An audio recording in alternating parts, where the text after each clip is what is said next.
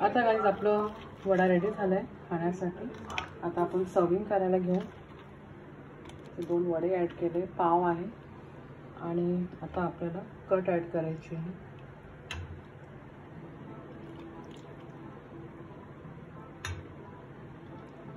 मस्त गरमागरम आणि बाहेर थंडी पडत आहे। तुम्ही पण नक्की ट्राय करा असा वडा सांबरची रेसिपी।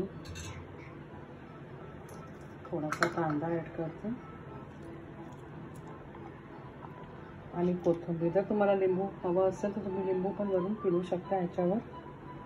ओके, सो आता आपला वडा सांबार रेडी झाला आहे खाण्यासाठी। गाईस हे पहा कसं वाटते, तुम्ही नक्की ट्राय करा। खूपच छान रेसिपी आहे, मस्त लागते खायला। सो आता माझ्या मुलासाठी देते आणि मी बसते खायला। and please like, share and subscribe my channel guys. Thank you.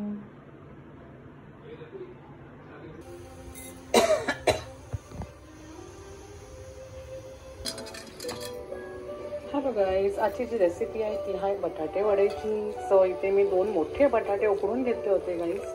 So आता त्याला मॅश करत आहे आणि आता आपण फोडणीची तयारी करूया। आपले बटाटे झाले मॅश करून, आता आपण फोडणी करूया। मध्ये आता मी उडदाची डाळ ॲड केली होती। आता मी याच्यामध्ये राई ॲड करत आहे, थोडीशी हिंग, ह्याच्यामध्ये आहे हिरवी मिरची, लसूण, कढीपत्ता आणि कोथिंबीर।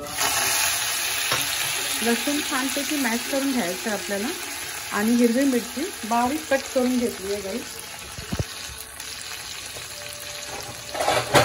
आता छानपैकी आपल्याला हे मिक्सिंग करून घ्यायचं आहे।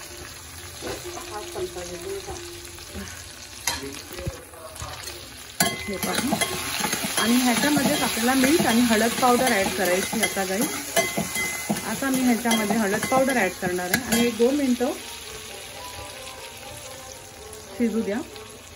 मग आपण बटाटे ॲड करूया। आता मी मीठ सुद्धा ॲड करत आहे। आता आपण बटाटे ॲड करून घेऊया आणि छानपैकी मिक्सिंग करून घ्यायचं आपल्याला। लसूण छान ठेचून घ्या, अख्खे लसूण टाकू नका,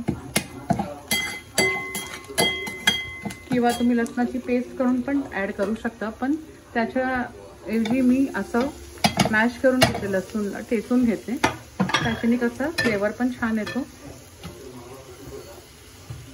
हा हा हा हा बटाटे वड्याचा इतका छान सुगंध सुटलाय बघा आतापासूनच।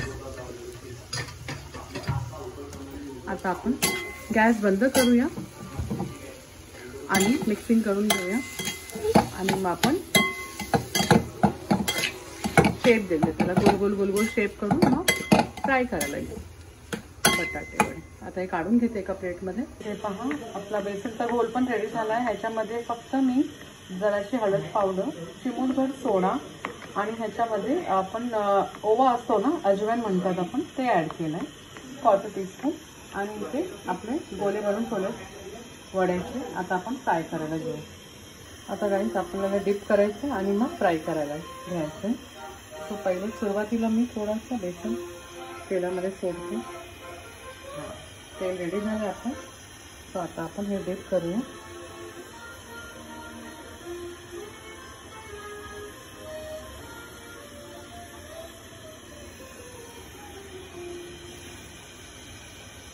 आता असं सर्व मी ॲड करून घेते 3-4 वडे।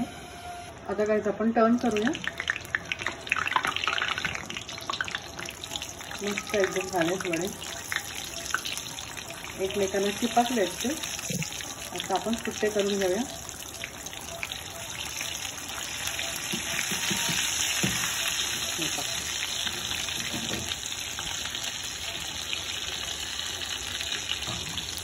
थोडा त्याचा गोल्डन कलर येईपर्यंत आपण फ्राय करून घेऊया। आता आपण काढून घ्यायचे। कट पण आपला रेडी झाला आहे। उसळ थोडीशी केली आहे मी, वडा सांबर सारखा मी केला आहे।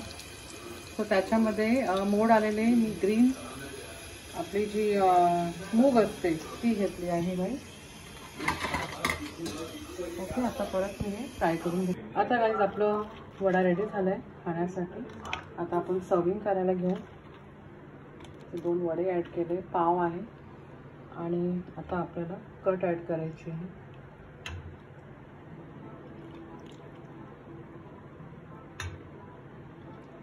मस्त गरमागरम आणि बाहेर थंडी पडत आहे.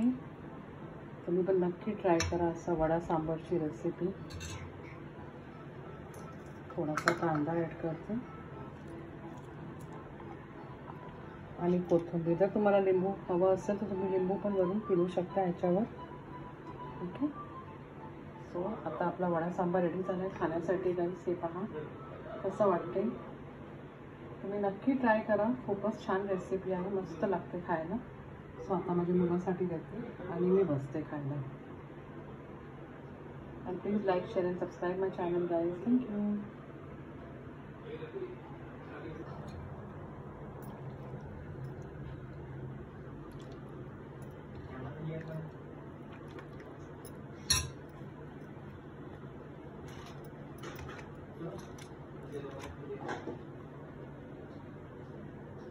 आता गाईज मी माझी प्लेट तयार करते.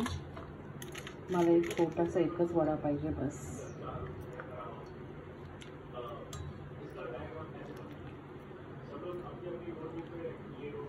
ह्याच्यावरच थोडीशी चटणी ॲड करणार आहे मी,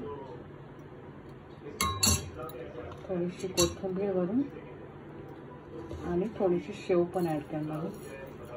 आता मी बसते खायला.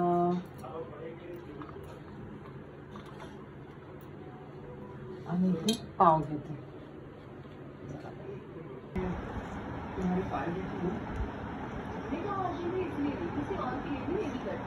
ऐसा कैसे? हाँ ऐसे